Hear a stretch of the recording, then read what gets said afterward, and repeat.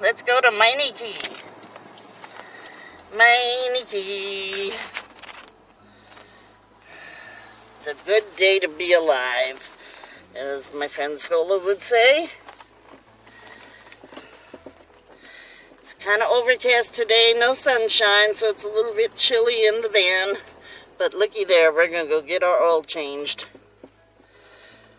Oh yeah, I can't wait. So...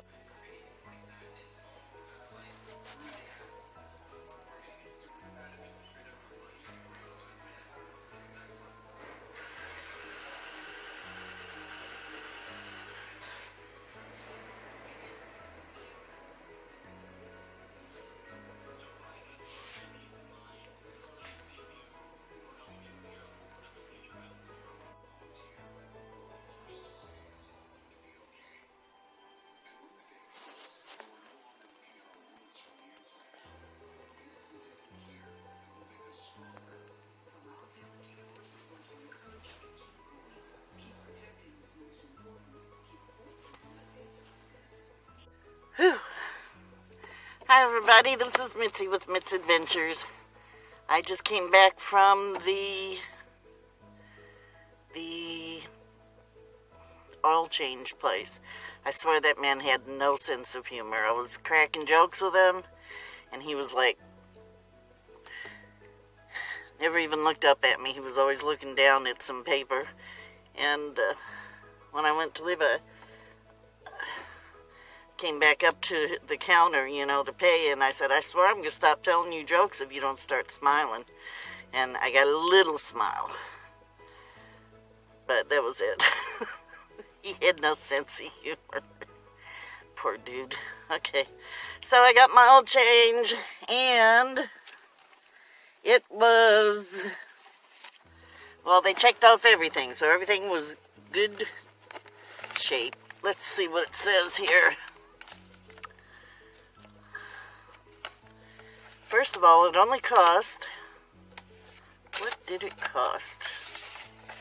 $32.31. That ain't bad. What the hell? And he suggested that I get a tune-up because of the high mileage.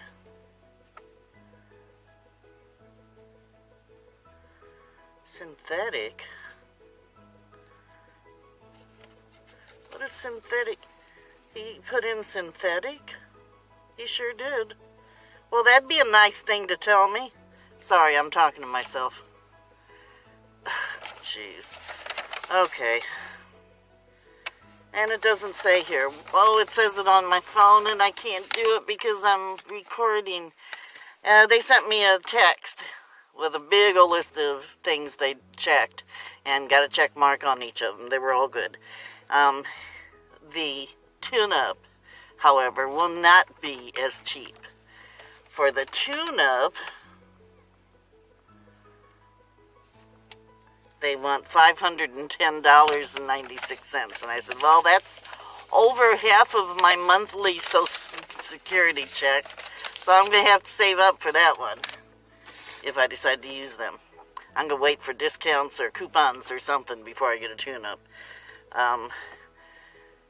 But yeah, it's running good. And so that's good. And the other thing, let's see what else I wanted to tell you.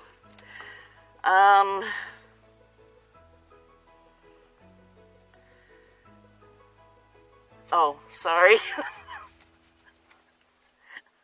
I'm not supposed to, that's dead airspace. I'd be kicked off the radio for that. Do you know I used to be a DJ? I don't think I ever told you that. I was a DJ at a little old country, small town country radio station. It was interesting because I worked on the weekends, because that was when I worked at the Charlotte Observer during the week, full-time job.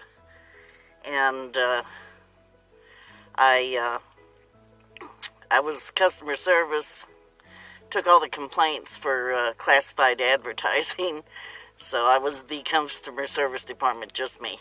So I had lots of calls. And then on the weekends, to make extra money, I worked at the little radio station. And it wasn't too bad because I didn't really have to say much. I gave the time. I introduced the next preacher because the preachers would come in and preach. And that was interesting. I had some, this was definitely in the South. It was in North Carolina. And, some of the, one preacher I know, all he could talk about was prostitutes. Prostitutes. Everything bad in the world was because of prostitutes. Another preacher talked a lot about, what's that saying, spare the rod, spoil the child? He wanted you to beat the hell out of your kids. And if you weren't going to, he would for you. And I thought, oh my God, I got to stop working Sundays. It was pretty wild. And there were some nice people too, but of course you remember the crazy ones. But yeah, it was interesting. Okay, and I wasn't even going to talk about that today, so maybe that should be all I talk about. Different jobs we've had. Boy, I tell you what, in my lifetime, I've had a lot of different jobs. Oh, well, not really. Most of them were pretty basic. I usually had a main job and then did waitress work to make extra money. Or my main job was waitress work and I did other work to make... I always had more than one job because I was raising my kids. I was married twice, but I was basically divorced most of my life. So I was raising my kids alone, kind of. You know, I mean, their dads were in the picture. Well, some of the dads were in the picture. But the household had me and the kids. It was me and the kids. So I was always working 2 jobs at least. And one time I was working 3 jobs. But that's why it's weird when the government tells me that after all that working I did all those years, I am now worth $1,000 a month. And I still don't quite understand that, but there's a lot of things I don't understand, so maybe it's just me, I don't know. But sure does seem like they took out enough money to where I could be getting a little bit more than what I'm getting. That's all I'm saying. You know, I'm happy to be getting something, but it does seem like I should be getting more. That's all I'm saying. Is that all you're saying, Mitzi? That's all I'm going to say. Okay. And, Brian Dennehy died. Did you guys know who that was? He was one of only 2 blonde actors that I've ever liked. And liked as in I had a crush on him. I had such a crush on Brian Dennehy. No, I haven't cried today yet. I'm about to. Yeah, I did cry a little bit when I heard he died, because he was a good actor. I think he was pretty underrated, because he was a really good actor. And he was one of only 2 blondes that I was attracted to. I'm usually attracted to tall, dark, and handsome. But, yeah, I had a crush on Brian Dennehy. The first thing I ever saw him in was Silverado, which that was the first time I ever saw Kevin Costner, too, who I thought was a little punk jerk. But that was his role that he played in the movie, so, you know. But Brian Dennehy always came off as a manly kind of man, and I like that. If you're curious, the other actor that I had a crush on that was a blonde was Richard Widmark. And I'm willing to bet, without cheating or Googling it, that less than half of my subscribers know who Richard Widmark is.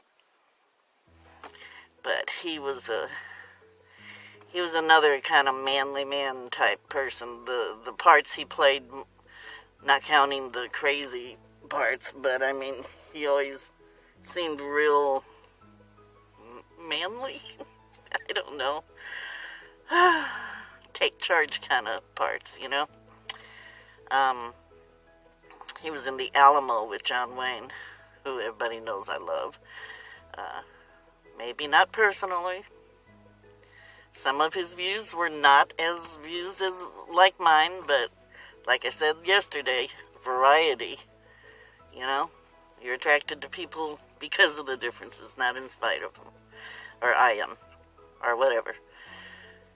But yeah, and I found out where Richard Widmark was raised was in Illinois, not too far from my grandpa's parents' hometown, which I've been wanting to go to the library and do a little ancestry research to find out more about my grandpa and his side of the family. But Richard Widmark was raised in Princeton, Illinois, which is 5 or 10 miles from LaSalle, Illinois, which is where I was going to go do research. And that's up heading towards Rockford, which is where my best friend lives. So the next trip I head up that way, I got lots of pit stops to make because I want to see where Richard Widmark lived. Okay, so I'm rambling. It is VEDA, day 17 of rambling, and that's what I do best, is ramble. So we're going to ramble on out of here. I got my oil change, so I feel like I did something good. I heard someone say, well, I've heard it many times, and I try to live by it too. Live each day as if it were your last day. And so what that means to me is when I wake up in the morning, I try to remember, I don't always, but I try to remember to ask myself, if this was my last day on earth, what do I want to do? And if I have things planned, it's more like, is this something I would do if it was my last day on earth? And today, getting the oil change, I decided it was important, because if this is my last day on earth, I want this car in decent shape for one of my kids or grandkids, whoever's going to get it. I want one of my kids or grandkids to get it, preferably someone who wants to travel. So, yeah, I'd probably take the little time it took to get it done. I don't have anything else planned, but and I'm daydreaming in front of you guys is what I'm doing. I'm sitting here daydreaming, so I'm gonna end my dream here. I had a good day today, and I hope you all had a great day too. And keep going, keep it going, keep having a good day. Oh, this is the coldest it's been for a while today. The sun has not been out at all, so it's chilly in the van. Very cold. I had my little heater on, which I'm still using. Oops. Oh, I got my foot stuck. Yikes. Yeah, I'm still using my little heater. This is my heater, since my heater doesn't work. Road Pro. Turn it on. Okay, I love y'all. Love you, Patty. Everybody have a wonderful day, and I'll talk to you tomorrow. Be sure and follow your bliss, whatever it is. Whatever you're doing, you're following your bliss. You don't have to be walking or driving or actively doing something towards your goal to follow your bliss. You just need to keep living. Keep living and thinking on it. Don't think too long without acting, but, you know, love you. Talk to you tomorrow. Bye.